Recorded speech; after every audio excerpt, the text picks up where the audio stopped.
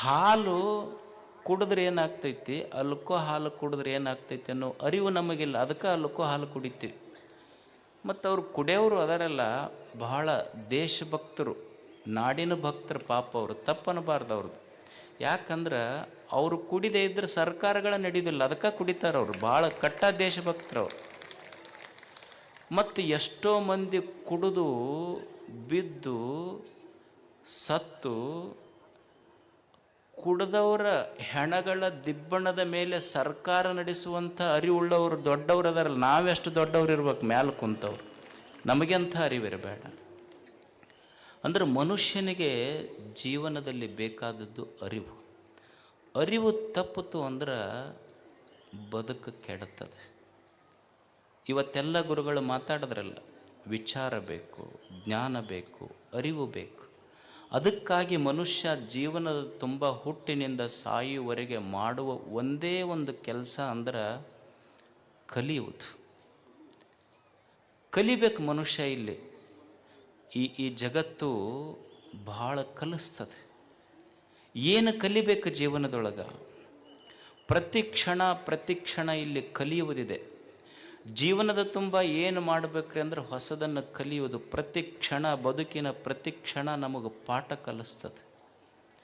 Don't stop learning because life will not stop teaching. It will never stop teaching. ಜೀವನ ಮನುಷ್ಯನಿಗೆ ಪ್ರತಿ ಕ್ಷಣ ಬದುಕುವುದನ್ನು ಕಲಿಸ್ತದೆ. ಸಾಲಿ ಕಲ್ತವ್ರು ಅಷ್ಟೇ ಕಲಿಸ್ತಾರಂತಲ್ಲ. ಈಗ ನಮ್ಮಪ್ಪ ಅದಾನ, ಅವ ಸಾಲಿ ಕಲ್ತಿಲ್ಲ.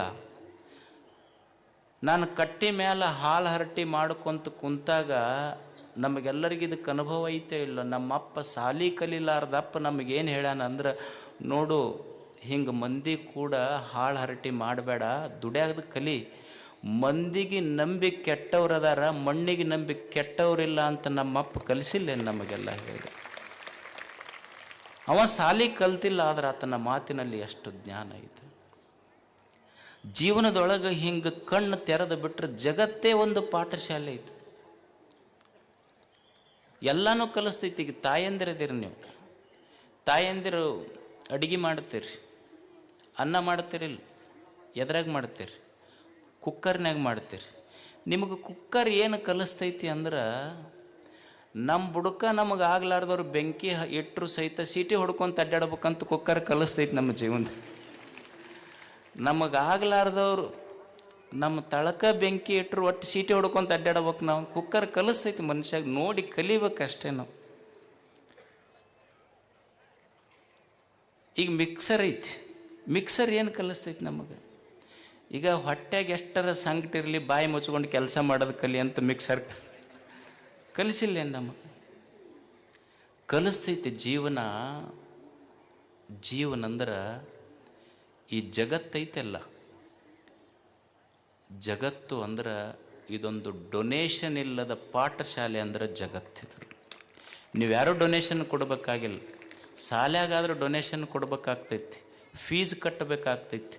ಫೀಸ್ ಇಲ್ಲಾರ್ದೆ ಜಗತ್ತು ಕಲಿಸ್ತೈತಿ. ಈ ನೀವು ಮಕ್ಕಳಿಗೆ ಶಾಲೆಗೆ ಕಲಿಸ್ತಿರಲ್ಲ, ಫೀಸ್ ಇಲ್ಲಾರ್ದೆ ಯಾರ ನಾವು ಕಲ್ಸಕ್ಕೆ ಸಾಧ್ಯ ಐತೆ ನಮ್ಮ ಮಕ್ಕಳಿಗೆ ಇವತ್ತು ಶಾಲೆ. ಆದರೆ ಜೀವನ ಹಾಗಲ್ಲ. ಶಾಲೆಯಲ್ಲಿ ಫೀಸ್ ಕೊಟ್ಟ ಕಲಿಬೇಕಾಗ್ತೈತಿ.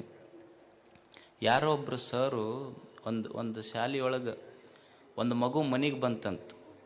ಮನೆಗೆ ಬಂದು ಬಾಯ್ಹಾರಟ ಮಾಡ್ತಿತ್ತಂತ, ತಾಜ್ ಮಹಲಿನ ಹುಬ್ಬಳ್ಳಿ, ತಾಜ್ ಮಹಲಿನ ಹುಬ್ಬಳ್ಳಿ ಅಂತಂದು. ಅವ್ರ ಅಪ್ಪ ಕೇಳಿ ಸಿಟ್ಟು ಬಂತು, ಯಾರು ಕಲಿಸ್ಯಾರ ನಿನಗಿದನ್ನು? ನಮ್ಮ ಟೀಚರ್ ಕಲಿಸ್ಯಾರ. ಏನು ಕಲಿಸ್ಯಾರ? ತಾಜ್ ಮಹಲಿನ ಹುಬ್ಬಳ್ಳಿ, ತಾಜ್ ಮಹಲಿನ ಹುಬ್ಬಳ್ಳಿ ಅಂತ. ಅವನಿಗೆ ಸಿಟ್ಟು ಬಂತು. ಅವ್ರ ಮಾಸ್ತರು ಸೀದಾ ಅಪ್ಪ ಶಾಲೆಗೆ ಹೋದ. ಅಲ್ಲ, ಏನಾರ ಕಲ್ಸಕ್ಕೆ ಬರ್ತೈತೇನು ನಿಮಗೆ? ಏನು ಕಲಿಸಿಡಿ? ಅಲ್ಲ, ನನ್ನ ಮಗ ಬಂದು ದಿವಸ ಬಾಯ್ಪಾಟ್ ಮಾಡಾಕತ್ತಾನ, ತಾಜ್ ಮಹಲಿನ ಹುಬ್ಬಳ್ಳಿ, ತಾಜ್ ಮಹಲಿನ ಹುಬ್ಬಳ್ಳಿ ಅಂತ ಬಾಯ್ಪಾಟ್ ಮಾಡಾಕತ್ತಾನ. ಅಲ್ಲ, ನಾವೇನು ತಪ್ಪು ಕಲಿಸಿವೇನು? ಅಲ್ಲ, ಗೊತ್ತೈತೇನು ನಿಮಗೇನ್ರ ತಾಜ್ ಮಹಲ್ ಎಲ್ಲೈತಿ ಅಂತ? ಅಲ್ಲ, ಇವತ್ತೊಂದು ದಿವಸ ಅವ ತಪ್ಪು ಹೇಳ್ಯಾನ, ತಾಜ್ ಮಹಲ್ ಎಲ್ಲೈತಿ ಅಂದ್ರೆ ತಾಜ್ ಮಹಲಿನ ಹುಬ್ಬಳ್ಳಿ ಅಂತ ಹೇಳ್ಯಾನ. ಅದಕ್ಕೆ ಬಂದೆಪ್ಪ, ಸಾಲಿಗೆ ಫೀಸ್ ಕಟ್ಟಂತ 10 ಸಲ ಫೋನ್ ಮಾಡಿ ಬಂದಿಲ್ಲ. ನೀ ಫೀಸ್ ಕಟ್ಟ ಮಟ್ಟ ತಾಜ್ ಮಹಲ್ ಹುಬ್ಬಳ್ಳಿಯಾಗ ಇರ್ತೈತಿ, ಕಟ್ಟಿಂದ ಆಗ್ರಕ್ಕೆ ಹೋಗುತ್ತಂದ ನಾವು. ನೀ ಫೀಸ್ ಕಟ್ಟದ ಮೇಲೆ ಆಗ್ರಕ್ಕೆ ಇರಲಿಲ್ಲ ಅಂದ್ರೆ ಹುಬ್ಬಳ್ಳಿಯಾಗ ಇರ್ತೈತೆ. ಅದು ಜೀವನ ಇದೊಂದು ಪಾಠಶಾಲೆ ಐತಿ, ಕಲಿಸ್ತೈತಿ. ಜೀವನದಲ್ಲಿ ಸೋಲು ಬರ್ತದೆ, ಬಡತನ ಬರ್ತದೆ, ನೋವುಗಳು ಬರ್ತವೆ, ನಿರಾಶೆಗಳು ಬರ್ತವೆ, ನಿಂದೆಗಳು ಬರ್ತವೆ, ವೈರಿಗಳ ಚುಚ್ಚು ಮಾತುಗಳು ಬರ್ತವೆ. ಇದೆಲ್ಲವನ್ನು ಮೀರಿ ಬದುಕುವುದನ್ನು ಪುಸ್ತಕ ಓದಿ ಕಲೀಲಿಕ್ಕಾಗೋದಿಲ್ಲ, ಜಗತ್ತು ನೋಡಿ ಕಲಿಬೇಕಾಗ್ತದೆ. ಇವತ್ತು ನಾವು ಅಂತಿರ್ತೀವಿ, ಏನ್ರಿ ನಮ್ಮ ಕಷ್ಟದ ಕಾಲಕ್ಕೆ ಯಾರೂ ಆಗಲಿಲ್ಲ, ನಾವು ಎಷ್ಟು ಮಂದಿಗೆ ಆಗಿದ್ದೀವಿ, ನಮ್ಮ ಕಷ್ಟದ ಕಾಲಕ್ಕೆ ಯಾರೂ ಆಗಲಿಲ್ಲ ಅಂತ ನಾವು ಭಾಳ ತಾಪ ಮಾಡ್ಕೊತೀವಿಲ್ಲ. ಇದು ಸಹಜ ಐತಿಲ್ಲ ನಮ್ಮ ಜೀವನದೊಳಗೆ.